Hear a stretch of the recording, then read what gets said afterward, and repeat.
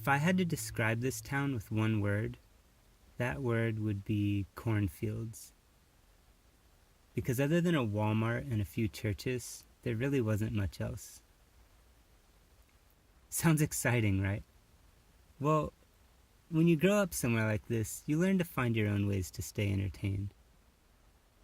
That's exactly why me and a group of friends were hiking out of town to play hide and seek in a cemetery that night. The trip to get there was also part of the fun because it was a good excuse to stop by this little family-owned orchard along the way.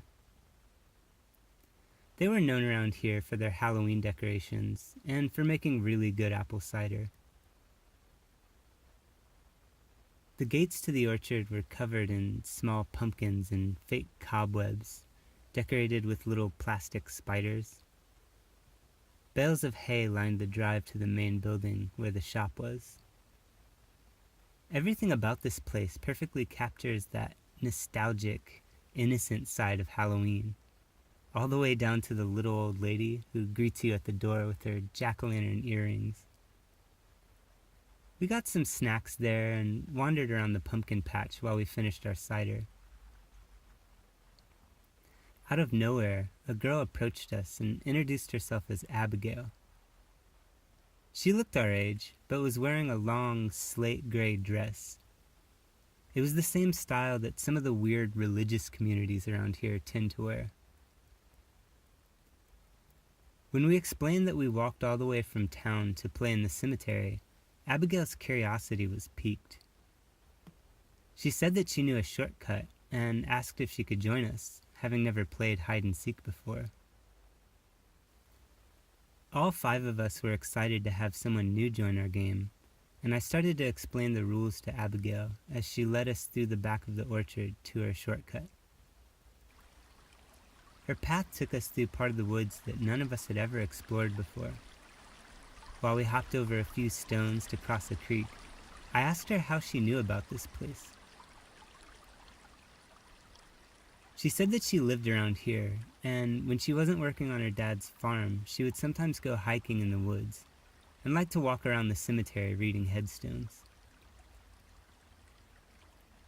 After a while, I could see the open grass through the trees. The cemetery was roughly divided into 2 sections. One was packed with small, discolored headstones, while the newer section was more sparsely decorated, with larger monuments and more modern-looking graves. There was a gazebo structure in the newer section that we decided to use as base. We all hung out around there for a while, waiting for the sun to set. Me, my friend John, and Abigail were walking around reading the headstones, when all of a sudden John's eyes got wide and he froze, staring off into the distance. "Did you guys just see that?" he asked. I looked in the direction he was staring, but wasn't even sure what to look for. He told us that he thinks he just saw someone hiding behind a headstone. We all kept looking in that direction, and then I saw it too. It looked like a head popped up quickly, as if to peek at us, and then disappeared. We all saw the same thing and stood there unsure of what to do. Aaron was the first to break the silence, suggesting that we go check it out and that it's probably just an animal or something. As we made our way toward the grave, the sun mostly set at this point. We saw it again. It definitely didn't look like an animal. It looked like someone popped their head out from the side, bobbing almost frantically for a second, and then disappearing back behind the headstone. Everyone froze with their eyes glued to that grave. Moments later, it popped out again, but this time further from behind the grave, revealing what appeared to be a balloon tied to a string. After a sigh of relief, we ran over to check it out. Sure enough, it was just a purple balloon bobbing slightly in the breeze. We all had a good laugh about what just happened, and then John yelled, "Not it!" to declare that it was time to start the game. Abigail and I were the last two to yell "not it," which means we were it first. We sat down in the center of the gazebo, facing each other, closed our eyes, and began to count out loud while everyone else ran off to find a hiding place. When we got to 100, I opened my eyes and immediately felt a chill as I noticed that Abigail wasn't there. I could have sworn she was counting with me, but there I was, alone in the gazebo. I looked around and couldn't find her anywhere, so I went out into the tombstones to find the others. The first place I looked was under a bridge where a creek ran through the cemetery. Nobody was there, but as I looked down the creek, I saw something in the woods just outside of the fence. It was too dark to make out what it was, but from where I was standing, it vaguely resembled someone crouching down behind the fence. I started to walk that way, quietly, hoping I could sneak up on someone hiding. But as I got closer, it was clear that this wasn't someone crouching down. It was someone laying down on the rocks next to the creek. And as I reached the fence, the smell confirmed what I was hoping not to find. It was a dead body.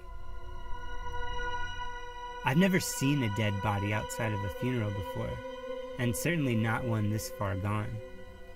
I fought the urge to throw up and ran back to the gazebo, yelling for everyone to come out. When they did, Aaron didn't believe me, thinking I was just playing some kind of prank on everyone. So he ran back to check it out while we stayed at the gazebo, continuing to yell for Abigail, who still hadn't come out.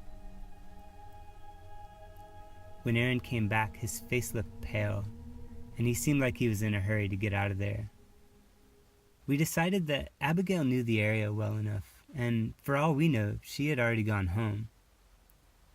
So we left, hoping someone was still up at the house near the orchard. We made it there in record time and pounded on the door. The little old lady who ran the orchard answered with her husband. After explaining what we had just found, the man ran back inside to call the police, while the lady stayed with us on the porch, trying to calm us down and make sure we were okay. Then the man let John inside to use their phone, and he called his parents to have his dad come pick us up. It was in the news a couple of days later that the body belonged to a girl named Abigail. She was killed by her father, whose body they also found not far from there, in what they were calling an apparent murder-suicide. Later on, we found out that her mother had passed away a couple of years before all this and was buried in that exact same cemetery.